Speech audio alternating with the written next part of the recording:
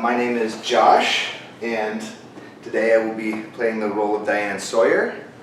And this is Ross Donaldson, and he is a friend and a client, and we've been working together for 2 years and some? Yeah, 2 years and change. And this conversation is going to be about figuring out what your obstacles are and creating habits and structure and problem solving and a bunch of other things, random things along the way. So we'll get right into Ross, why don't you just tell us about yourself and where you're from, and then where your journey begins. Yeah, so probably most useful to start with kind of contextualizing myself now. I work in software engineering, full-time computer programmer, software educator. I do, which is a job that I taught myself over the last 6 years. I have a master's degree in something unrelated. I am pretty successful. I have achieved seniority in my field, and I work with both other programmers in one job, and I teach college-age students, so usually 19 to 21-year-olds, how to literally do software development, but also in some sense how to have a job. How to interact with the idea of a job. What is responsibility like? Why do you have to show up? And my story starts a while ago. I was a squirrely kid. Many young boys are squirrely, and I was very squirrely. And my mother, in a fit of desperation, took me to the doctor, who diagnosed me with attention deficit disorder, which is a complicated diagnosis for a number of reasons. The first is that it's wildly overdiagnosed. The second is that it is poorly understood as a condition. There are misconceptions about it. So, overdiagnosis, overdiagnosed in men, strongly underdiagnosed in women, presents different symptoms. So, for men, it is very commonly, or male-identified people, people with a lot of testosterone in their body, it is very common to see signs of hyperactivity, an apparent lack of focus, can't sit still. And the trouble is that those are also the symptoms of being a boy aged, like 4 to 19. So that's the generous swath of time there. It's a difficult diagnosis. The other trick is a set of misconceptions we have about what it is to be ADD. People say, oh, you have ADD, you can't pay attention. That's actually exactly backwards. ADD is the inability to not pay attention. It is an executive center dysfunction. So the executive center of your brain, you could imagine it, many people think of themselves as being sort of in a control center just behind their eyes, like piloting their body around. And it's almost like there's a captain in a chair behind that, and somebody comes up and says, Captain, I have a report from the ears, they hear a dog barking. And in most normal brains, the captain says, not now, we are eating a sandwich, don't care about dog barking. And in an ADD brain, that person is checked out to lunch entirely. And whoever shows up and says, hear a dog barking, the captain's like, yep, 100%, dog barking, go. I see someone wearing pants, ooh, look at the pants. I thought of fish, ooh, think about fish. I'm thirsty, let's leave the room. Executive center dysfunction. Inability to pay attention. As many people my age were, I was put on an enormous amount of Ritalin. I am a physically very large person. In this video I'm sitting down, so it does not show quite so much, but I am 6'6", weigh 230 pounds. I grew 9 inches in a year while I was growing. I got really big really fast. This makes dosing medications really hard. What year is this that you're starting the... Oh my gosh, I started when I was 8 or 9. I started Ritalin. Okay. Real early. And was on the maximum dose they could give me for a very long time. And I was given that in lieu of, of really any other options. I don't want to be uncharitable. The people who were trying to help me were sincere in their efforts, and this seemed to be the best way to do it. I think especially back in the 90s, there was a thought that said, better living through chemistry. Your brain is misbehaving, we will make it behave, and then you'll be able to sort of like normal yourself, which is true of some neuroatypical conditions, but not all of them. And also I didn't like how I felt. I was a strange child, and by which I mean I was sort of aggressively weird. Yes. I have always been a nerd. I have always liked computers. I've always liked science fiction, fantasy novels. I've always had a big and very active imagination. In writing assignments in school, I would always rather tell a story I made up than a story that actually happened, to the great frustration of many of my teachers. They would say, write what you know, and I would say, well, this is what, here we are, I know stories about dragons. We're in it, yeah. Yeah, if you want stories about, like, dogs, like, I don't care. Not a horticulture expert, but yes, exactly, yeah. And I was huge, and at a certain point, it occurred to me that I could, that I stood out a lot, and I could either try and disappear from the world, or I could be as loud as possible. And I went with what I will call a sort of fuck the haters approach to being a very strange young person. So I, hit 6'4" real early. I had a 17-foot long Doctor Who scarf. I wore it with a leather cowboy hat and hiking boots. One of the things to take from this is that I was a very easy target, and I was bullied aggressively for a very long time. And so, The bully to go for the 6'4". Well, and I was also in the martial arts for a very long time. And a thing that I internalized really early on was sort of two ideas. One, if I were to decide to, hurting the people who were hurting me would not be hard.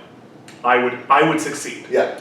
But also that there simply was no way that could go that was the way I actually wanted it to go.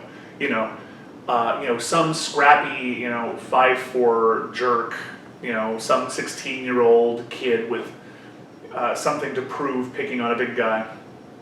If they harassed me for 2 hours and I punched in the teeth, I would be in trouble. Right. Everybody would say, "Oh, well, you've been in the martial arts your whole life. Like you should have self-control." This would not have. No one would say, shouldn't have been messing with the big guy. Right. Learned your lesson. That's not the way these things In the work. movie, it would work like that. In the movie, it would work like that, and in the movie, in my brain, it has worked like that many times. But I have always been a person of great self-restraint. And for better or worse, that made me a very good target. This whole "don't feed the trolls" line you hear, fuck that shit. They don't need food. Yeah, there is not a "don't feed the trolls" approach that is actually effective. Right. What you need are people around you in positions to help make the trolls go away that are effective. Shark repellent. Yeah, exactly. So all of this is to say that by the time I got to my junior year of high school, I was sick to death of being on medications. I was not impressed with high school. I had a number of adults around me promising me that these were the happiest years of my life. Like someday I would look back and I'd say, these were really the good times in high school. And in retrospect, those adults were not very happy people. Yeah. And probably for them, high school was the greatest time of their life. And I have nothing but sympathy for people for whom that is true. And for me, I was pretty put out by the notion that it was all going to get worse from here. There's no more depressing thing to say to somebody who doesn't feel like they belong than this is the best it'll ever get. Because what you're saying is, this is prison, and you're on death row. We'll kill you until you die of it, and then we'll really get going on you. Yeah, no, it's that was not a good thing. So, junior year and early fail out of high school, I decided to go off my Ritalin. My doctor sits me down and more or less says, well, I guess I can understand why you're acting out, but once you realize that this is the way you'll be a happy adult, we'll be here with more Ritalin. Nobody bothers to teach me study skills.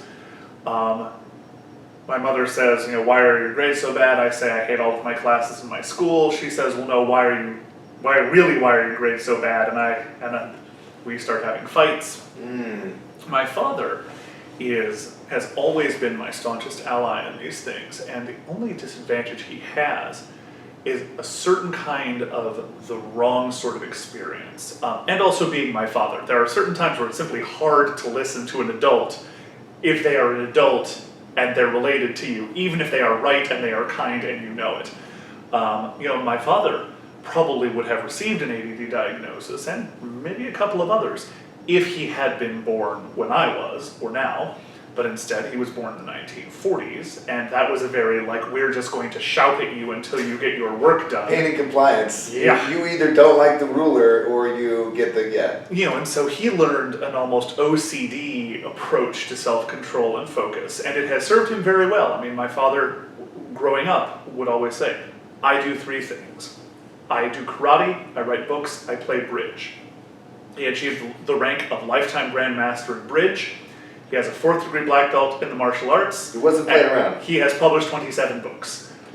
He only does those 3 things, but he does them really. He doesn't not do them. Kind of singularity of purpose, which is gripping to behold. And my father was trying to figure out how to help, but he had not been me. He had been... That's a tough one. Yeah, I mean, he had been in a significantly worse environment, so he had all the compassion in the world, but had no idea how to teach me what he had figured out, and I had no idea how to listen to him. I am trotted out by Reed College, my academic employer, for certain kinds of student events, because I am known as someone with glowing things to say about Reed College, and they love having people like that on hand. And the thing is, for me, Reed College was the saving grace of my early adult life in a tremendous and transformative way. In junior year of high school, I was busy trying to fail out. I was doing a very good job. Nice. Because you're not a quitter either. No, I am not. I too have focus and purpose. Focus when I have purpose. And I was at a college prep school, and in a sort of hand-wringing, oh God, what do we do about Rossway? It was decided to start me on the college not application, but a find the right college for you process very early on. And my dad took me to his alma mater, and he showed me some colleges in Ohio, and bless the heart of Miss Modzalewski, the college advisor. She sat down and interviewed me and then said, you should look at Reed College. And I said, what is Reed College? And I went and visited Reed College, and I fell madly in love with it, and I applied to only one school, Reed College, and I got into Reed College. And it was by the grace of this that I graduated from high school at all. Meaning that your renewed sense of reward from getting through high school was the fact that you would then go to this great Precisely. One of the things that I couldn't stand about high school was the feeling that it was fundamentally a sham. That, I was not going to graduate with a useful trade. We have left the time when going to high school means shop and home ec and learning how to fix a car in a reasonable way. Right. I was going to have to go to college for something, but I had no idea what, and I didn't particularly care. So the notion of trying to sort of suffer through high school just seemed purposeless. The You know, I was- consequences don't matter, they're not real, and they're not valuable in any regard. Well, and the cost is being aggressively bullied, or it Right. was for me. You know, Right. I was surrounded by people who thought it was really cool to make my life miserable, and they did a great job. And I did not like my classes, and I did not have very good friends. I'm in touch with no one from high school. Sure. I know many people who say, "Oh, you know, my best friend from high school," and I say, "Whoa, Wow. that's intense." You have a I've- different experience. Precisely. I have none of those. So discovering a purpose, finding something that I actually wanted out of this whole high school song and dance. Even if high school still felt arbitrary, at least I had something to latch onto. And Reed was a transformative experience for me in college, I should say. And the point of this is not to say it should be for everybody. I am a big believer in people not going to college if that is the correct thing for them. I know a lot of people at Reed who really should not have been at Reed or in college at all. You know, they should have been climbing mountains or learning trades or Right. doing something pretentious. But for me, there were, oh gosh, I think the overall thing that Reed did was managed to convince me that I was one of the projects that I could undertake and that I was worth undertaking. And it did this in a number of ways. And I should say that when I say Reed, I am referring to the Gestalt experience of the place. You know, it's not just the faculty, it's not just the staff, it's not just the campus, it's not just the food, it's not just, it was my friends and the people around me and the environment, the particular kind. I mean, Reed is a very insulated sort of bubble, and being able to put my head down and be fully consumed by something this positive was enormously good after the experience of high school and middle school and elementary school. Right. And this happened in a couple of ways. Socially, it started early.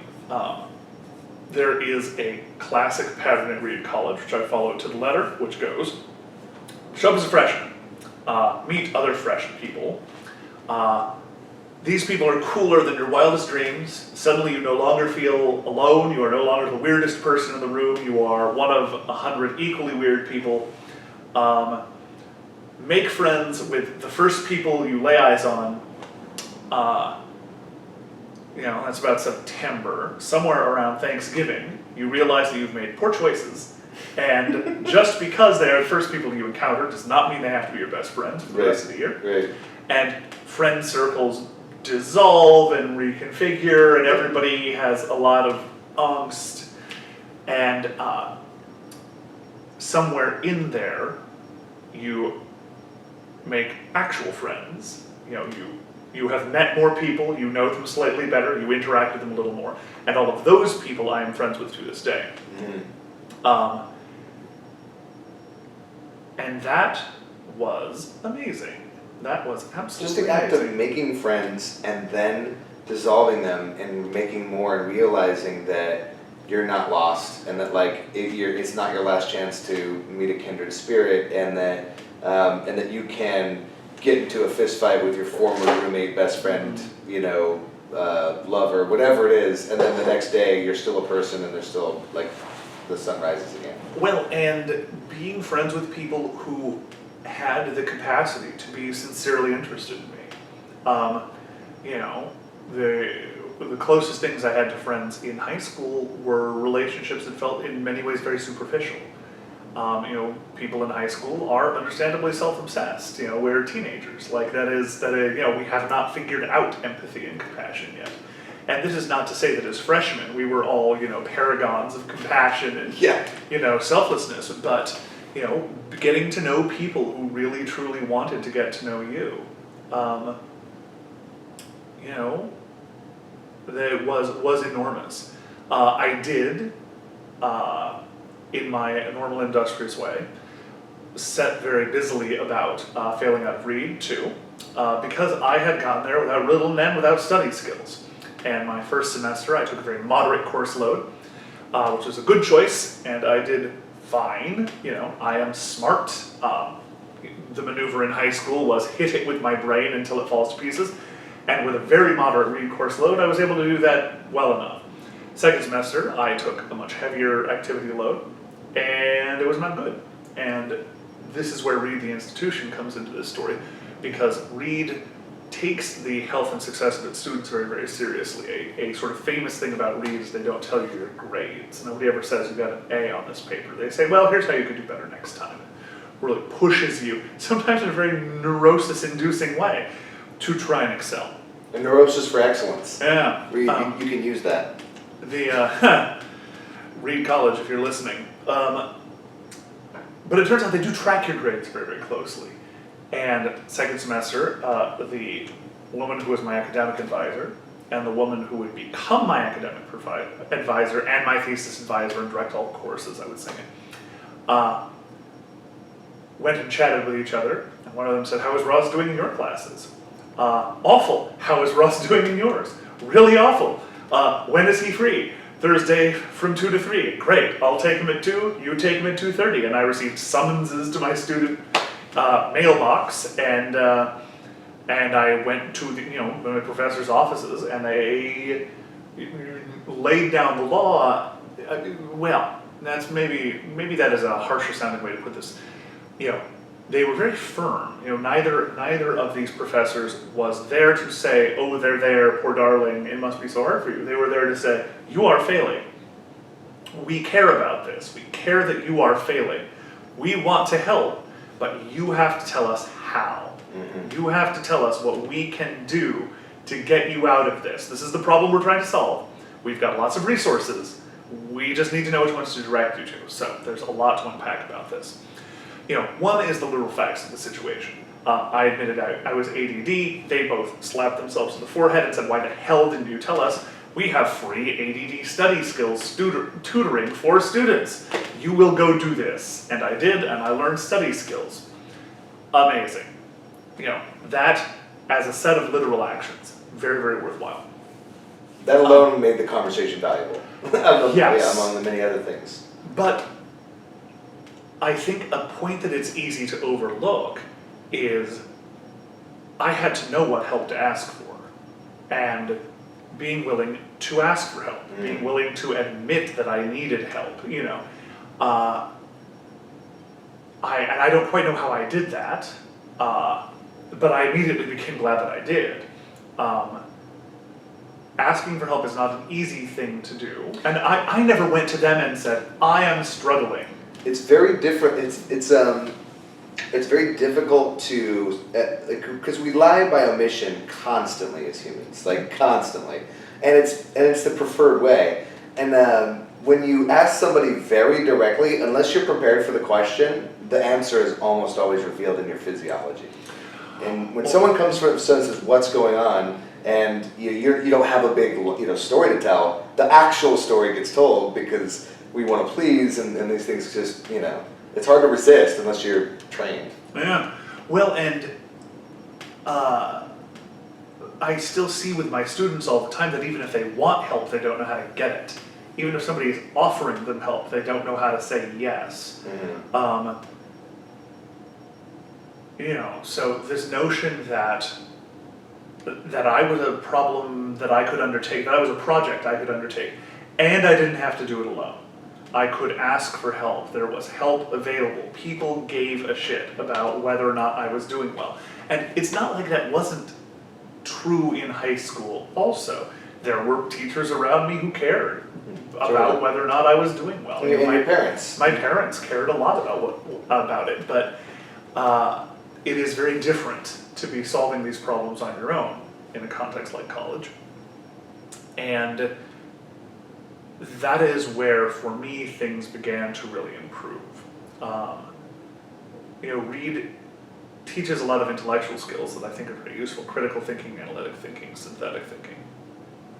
I use those a lot, but I think in some sense what I graduated with was an ability to self-reform, a faith that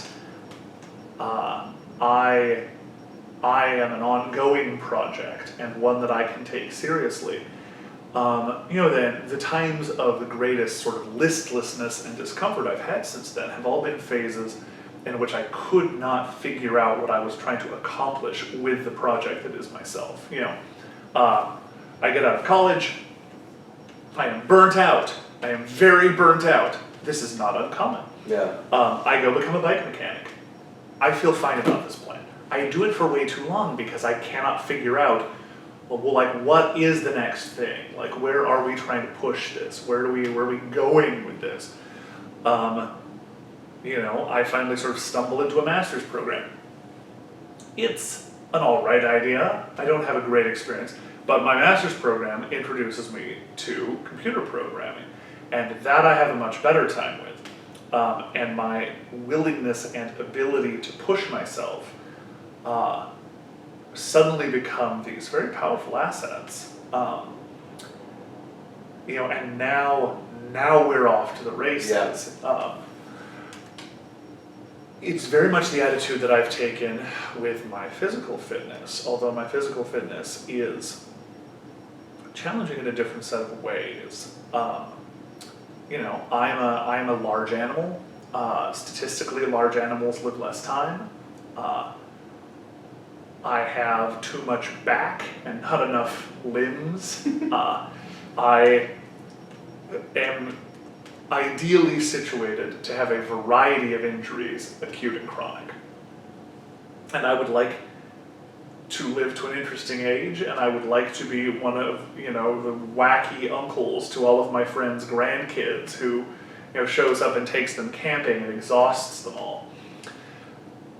So, I have a little bit of work to do. And,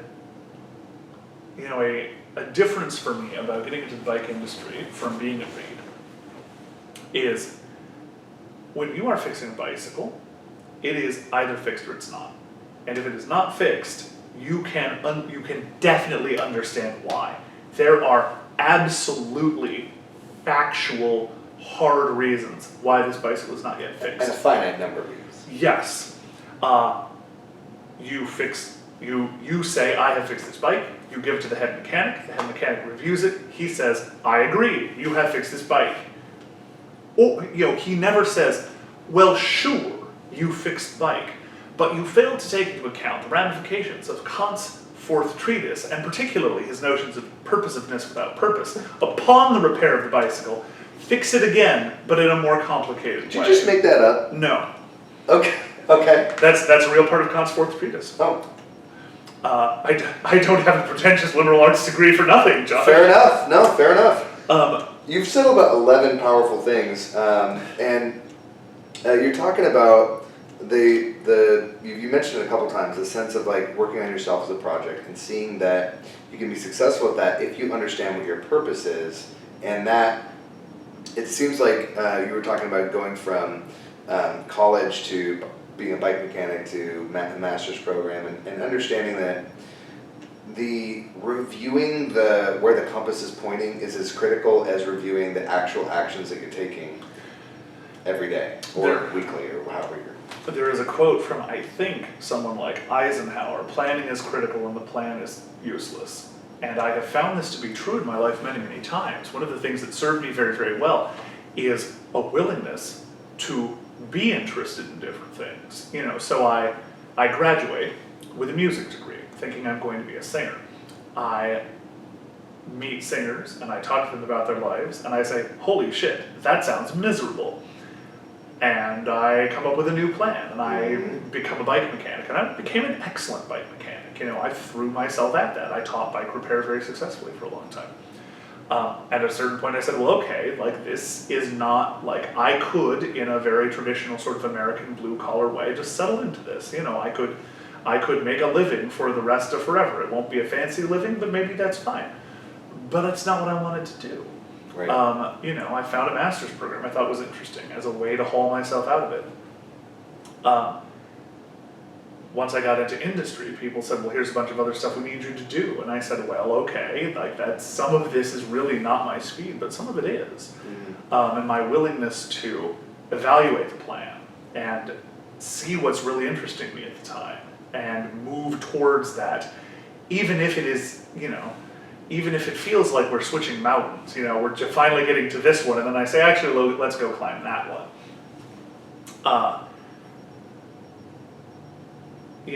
The willingness to be honest with myself about, honest and I guess also kind of pragmatic, what is available to me? What would it take to get the things that are in front of me? Do I want something that is not in front of me? Am I willing to pay the cost to get it? I'm trying to think of an analogy, but it's like if you're a farmer, you have a giant, great, powerful tractor, and if you put a plow on the front, you till the earth. What's the thing that captures the wheat and threshes it?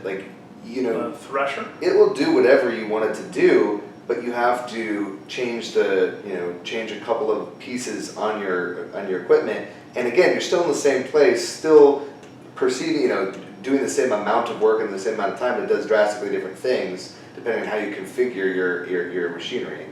And like you're the machine in this case, and it's like we can be a great bike mechanic or doctor or astronaut or musician if that's the way you want to configure this and reorient the tools that you have in your life. Yeah. Part of how I think about this is that it is worth being happy, and I deserve to be happy. I mean, deserve is a word that I try not to throw around lightly because there is a whole lot of entitlement in the world, and I resent it very, very much. But I can take my own happiness seriously, and I can take my own happiness seriously effectively, and I can do that while being a kind of person I like being. I can be a compassionate, empathetic, big person and take my own happiness seriously. And for me, there's a quote from Andy Warhol, which I'm going to have to paraphrase. It goes something like, sex, drugs, and rock and roll all wear off, but work is forever. If you find the right work to be doing, that will keep you happy. And the source of all neurosis is doing the wrong work. Now, Andrew Warhol was many fine things, and none of them was a cognitive psychologist. Right. So, grains of salt, but...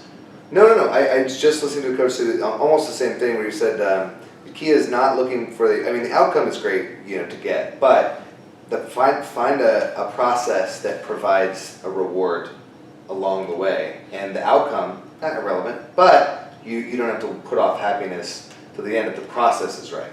Yeah, I mean, one of the things I was raised with that I have come to believe is just incorrect is, this sort of you can be whatever you want to be, dream big and be, anybody can be anything.